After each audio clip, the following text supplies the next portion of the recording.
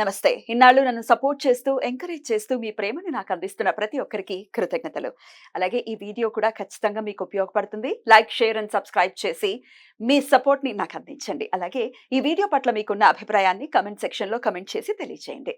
ఇప్పుడు వీడియోని చూద్దాం. నమస్తే, వెల్కమ్ టు అవర్ ఛానల్. నేను పద్మిని. ప్రస్తుతంతో పాటు ప్రముఖ ఆధ్యాత్మికవేత్త, వాస్తు జ్యోతిష పండితులు, లలిత ఉపాసకులు, వాస్తు జ్యోతిష శిక్షణ నిపుణులు బ్రహ్మశ్రీ నానాజీ పట్నాయక్ గారు మనతో పాటు ఉన్నారు. మాట్లాడతాం సార్. నమస్తే సార్. శ్రీమాత్రే నమః. సార్, బోర్డు మీద ఆల్రెడీ రాశారు, శని వక్రగతి జరగబోతోంది. 4 నెలలు సార్, 4.5 నెలలు దాదాపుగా మనకి 29 జూన్ నుంచి 15 నవంబర్ వరకు ఉంటుందండి. అంటే ఏమీ లేదు, ఇది వెనక్కి తిరిగి ఉన్నట్టుగా కనిపిస్తుంది, కానీ మనకి సర్క్యులేషన్ లో వెనక మకర రాశి మకరం వైపు తిరిగిన ఫలితాలు వస్తూ ఉంటాయి. దానివల్ల ప్రతి లగ్నం వారికి, లగ్నం తెలిస్తే లగ్నము, లగ్నం తెలియకపోతే రాశి వారికి మంచి విషయాలు ఉంటాయి. ఇందులో పాజిటివ్ ఉంటుంది, జాగ్రత్తలు తీసుకోవాలి. అదేవిధంగా ఇది వక్రగతి వల్ల పర్టికులర్ గా ఈ వక్రించిన శని దీన్ని చూస్తున్నాడు. సో 29 జూన్ నుంచి 13 జూలై వరకు ఇక్కడ ఉంటాడు కుజుడు. సో 29, 13 వరకు, అంటే దాదాపు ఒక 15 రోజుల పాటు ఇది ప్రపంచ వ్యాప్తంగా కానీ దీని ప్రభావం ఉంటుంది. అంటే ఎట్లాంటివి సార్? విపత్తులు అట్లాంటివి? విపత్తులు అదేనండి. ఇప్పుడు కామన్ గా మీరు గమనించినట్లయితే ఈ శని సామాన్యంగా చూస్తుంటేనే మనం గతంలో కూడా చెప్పుకున్నాం, పేరుకి వర్షాకాలంగానే ఎండలు బాగా వస్తూ ఉంటాయి. ఒక పక్క బాగా ఎండ వస్తుంది అనేసరికి ఇంకో దగ్గర విపరీతమైన వర్షం పడుతూ ఉంటుంది. అంటే ప్రకృతిలో ఏదైతే బ్యాలెన్స్ అనేది తప్పుతుంది శని కుజులు ఎప్పుడైనా వీక్షించుకుంటున్నా కూడా. అయితే దీనివల్ల మాత్రం ఎట్టి పరిస్థితుల్లో ఇప్పుడు చూడండి, మనకి ఈ ఫ్లష్ ఈటింగ్ బ్యాక్టీరియా ఏదో అంటున్నారు, దాదాపుగా 2006లో వచ్చింది జపాన్లో. ఇప్పుడు కాదు, 2004లో వస్తే 2006లో దాన్ని డిటెక్ట్ చేశారు. 2006 నుంచి ఉన్నటువంటిది, అదేం కొత్తగా ఇప్పుడు ఇండియాకి వచ్చేసి ఏదో అయిపోతుంది అనుకునేటువంటి భయం అయితే పడాల్సిన పని లేదు. కాకపోతే ఈ కాంబినేషన్ వల్ల ఏమిటంటే ప్రపంచవ్యాప్తంగా కానివ్వండి, దేశాల వారిగా కానివ్వండి, మనకి రాష్ట్రాల వారిగా కానివ్వండి, అనవసరమైన గొడవలకు దారితీస్తూ ఉంటుంది. సాధారణంగా ఇది మనకి క్రోధినామ సంవత్సరం. కుజుడు ఓన్ హౌస్ లో ఉన్నాడు. ఇన్ని రోజులు శని చూస్తున్నందుకు ఆల్రెడీ జరుగుతున్నాయి. వక్రించి చూస్తున్నప్పుడు ఇంకొంచెం డిఫరెంట్ గా గొడవలు, అందులో ముఖ్యంగా సరిహద్దుల్లో ఉండేటువంటి ఈ భద్రతను కల్పిస్తున్నటువంటి ఈ యొక్క సైనికులు కానీ, పోలీస్ డిపార్ట్మెంట్ మీద కానీ కాస్త ఎక్కువ ప్రభావం చూపిస్తుంటుంది. అంటే వాళ్ళకి కొన్ని స్ట్రిక్ట్ రూల్స్ ఇవ్వడం, ప్రెషర్ ఎక్కువగా ఉంటుంది. ఎందుకంటే వక్రించిన శని చూస్తున్నాడుగా, అందుకని. అండ్ అదే విధంగా కొన్ని అల్లకల్లోలకు సంబంధించిన దేశం ఏదైనా, దేశవ్యాప్తంగా ప్రపంచవ్యాప్తంగా ఏదైనా కొన్ని నిర్ణయాలు తీసుకునేటప్పుడు మనకి పిఎంలు కావచ్చు, వాళ్ళు ఆ నిర్ణయాలను కొంత వ్యతిరేకిస్తూ కొన్ని అల్లర్లు జరగడం కానీ, కొన్ని తీవ్రమైన నిర్ణయాలు తీసుకోవడం కానీ, ఇటువంటివి జరుగుతూ ఉంటాయి. అదొకటి మెయిన్ గా చూసుకోవాలి ఈ శని వక్రగతి అండ్ ఈ కుజుడు దృష్టి పడడం వల్ల. అయితే ద్వాదశ రాశులకి కూడా డెఫినెట్ గా ఆయన ఇచ్చేటటువంటి ఫలితాలు ఉంటాయి కదా సార్? డెఫినెట్ గా మార్పు ఉండబోతోంది. ఎందుకంటే అష్టమ శని, అర్ధాష్టమ శని, ఏళ్ళనాటి శని వాళ్ళకి ఎలాగో అలాగే ఉంటుంది, కానీ అష్టమ శని, అర్ధాష్టమ శని వాళ్ళకి ఏమైనా డిఫరెన్సెస్ ఉంటాయా?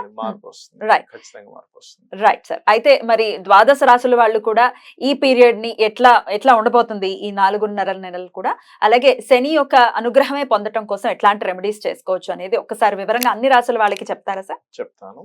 ఆఖరిలో ఈ అర్ధాష్టమ, అష్టమ శని వాళ్ళకి ఏం మార్పు వస్తుందో కూడా చెప్తాను, ఎండింగ్ లో చెప్తాను. తప్పకుండా సార్. మరి మీన రాశి వారు ఆల్రెడీ ఏళ్ళనాటి శని మొదలై బోల్డ్ అంత ఇబ్బంది పడుతూ స్టక్ అయింది లైఫ్ అని చెప్పే వాళ్ళు చాలా మంది ఉన్నారు సార్. మరి ఈ మీన రాశి వారికి వక్రగతి ఏమైనా కొంత ఉపశమనం ఉంటుందా? ఉంటుందండి, ఉంటుందని లేదు. కాకపోతే ఏమిటంటే ఏళ్ళనాటి శని ప్రభావం తగ్గుతుంది ఖచ్చితంగా దీనివల్ల. అంటే గతంలో చేసిన ఇన్వెస్ట్మెంట్స్ కొంత లాభసాటిగా మారుతూ ఉంటాయి. బికాస్ ఆఫ్ 12th house లో ఉన్న ప్లానెట్ 11th కి మారుతుంది కదా, అంటే గతంలో ఇన్వెస్ట్మెంట్ చేశాడు, అది కొంచెం లాభంగా మారుతుంది, ఇది ఇస్తుంది. అండ్ అలాగే గతంలో చేసుకున్న అగ్రిమెంట్స్ ఏవైతే ఉంటాయో అవి కొంతవరకు లాభాల వైపు వెళ్ళడం, కొత్త పరిచయాలు ఏర్పడడం, వీళ్ళని గైడ్ చేసే వాళ్ళ పరిచయాలు ఏర్పడడం, బికాస్ ఆఫ్ లగ్నాధిపతి 3లో ఉన్నాడు. సో పరిచయాలని పెంచుతూ ఉంటుంది ఇక్కడ. అండ్ అదేవిధంగా కొంత గతంలో ఏవైతే వివాహం విషయం కానీ, పార్ట్నర్స్ విషయంలో కానీ స్ట్రక్ అయిపోయి ఉంటాయి, కొన్ని సంబంధం ఓకే చేశారు కానీ ఏమి ముందుకు కదలట్లేదు, అటువంటివి కాస్త ముందుకు కదులుతాయి. ఎందుకంటే కర్మకారకుడు లాభంలోకి వెళ్ళాడు, సో లాభ ఫలితాలు ఇవ్వాలి ఇక్కడ. సో అందుకని అటువంటి వివాహ సంబంధించిన వాటి మీద కూడా మీకు ఇక్కడ పాజిటివ్ ఫలితాలు ఇస్తాడు. అండ్ ఇంకోటి ఏంటంటే ఈ శని వక్రగతి వల్ల ప్రాపర్టీ లాభం కూడా ఇస్తాడు. అది కూడా ఇతనికి ప్రాపర్టీ లాభం అయితే వీళ్ళ జీవిత భాగస్వామికి ఏదైనా ఉద్యోగం కోసం ప్రయత్నం చేసే వారికి ఉద్యోగ ప్రయత్నాలు కూడా సక్సెస్ అవుతాయి, అందులో ఎటువంటి డౌట్ లేదు.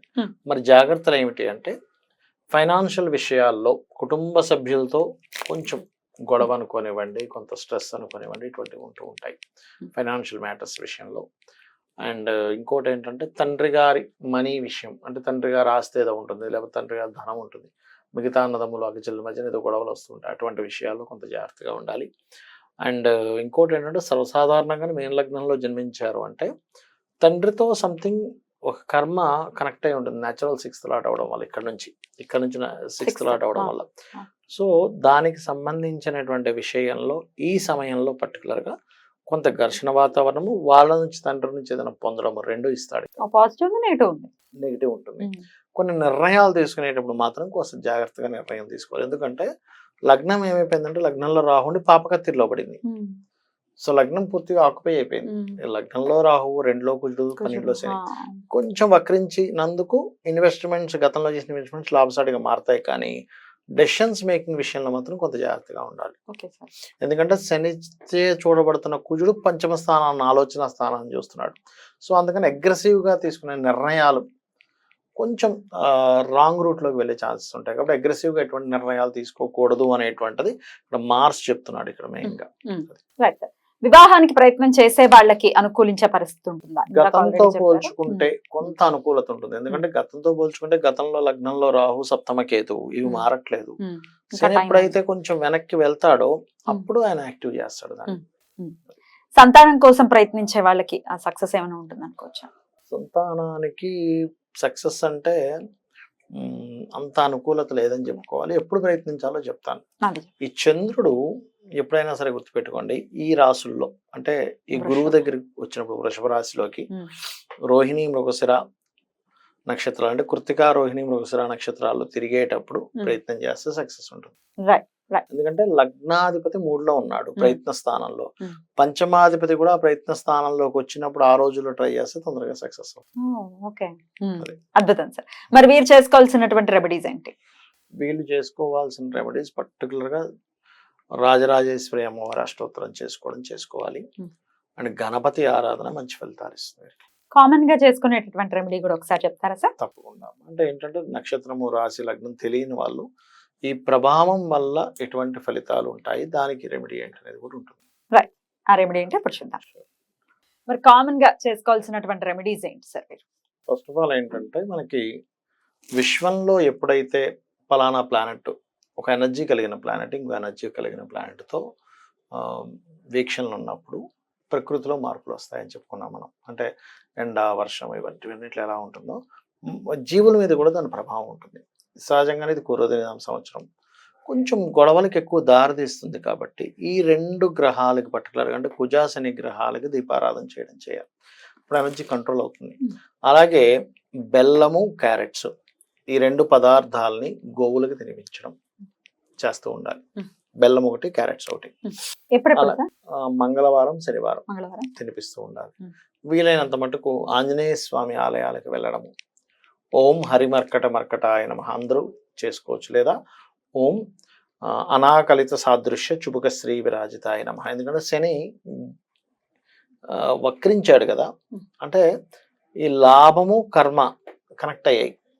లాభము కర్మ శనికి సంబంధించిన మంత్రాల్లో అంటే శని అనుగ్రహం కలగాలనుకునేటువంటి దాంట్లో అమ్మవారి మంత్రాల్లో ఇది బ్రహ్మాండంగా పనిచేస్తుంది. ఓం అనాకలిత సాదృశ్య చుబుక శ్రీ విరాజితాయ నమః. దీంతో పాటు ఓం శ్రీమాత్రే నమః ప్రతిరోజు చేసుకుంటే అంటే మనకి బయట ఎలాగున్న పరిస్థితులు మనకి ఇబ్బంది కలగకుండా ఉంటుంది. బయట పరిస్థితులు గొడవలు జరగవచ్చు, రకరకాల అవ్వచ్చు, డిఫరెంట్ అవ్వచ్చు, కానీ వీళ్ళకి సేఫ్గా ఉంటారు ఇది చేసుకుంటే.